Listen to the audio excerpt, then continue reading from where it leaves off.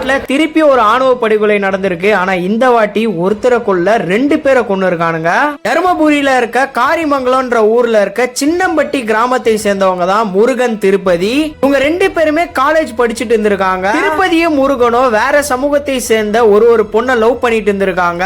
26 night வந்து பாத்தீங்கன்னா முருகனும் திருப்பதியும் பைக்ல போயிட்டு இருந்திருக்காங்க. அப்போ இவங்களை ஃபாலோ பண்ணி ஒரு கார் வந்துட்டு இருந்திருக்கு. ஒரு கடத்துல ஃபாலோ பண்ணிட்டு வந்தவனுங்க அதுக்கப்புறம் திருப்பதியும் முருகனையும் கடத்துறானுங்க.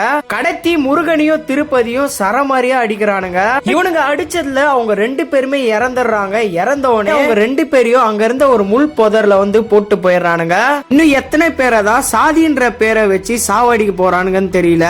தொடர்ந்து இது மாதிரி நடந்துட்டு இருக்கு. இதுக்கான ஒரு தனி சட்டம் எடுத்துட்டு வாங்க அப்படின்னு சொல்லிட்டு கேட்டுட்டு இருக்கோம். ஆனா இங்க இருக்க சாதி வெறி பிடிச்ச நாய்ங்க ஆணவ கொலைகளுக்கு தனி சட்டம் வேணாம் அப்படின்னு சொல்லிட்டு போராட்டம் பண்ணிட்டு இருக்கானுங்க. இதுக்கான தனி சட்டம் எடுத்துட்டு வரணும். அப்பதான் இந்த மாதிரி சாதி வெறி பிடிச்ச நாய்ங்களாம் அடங்கி இருப்பானுங்க.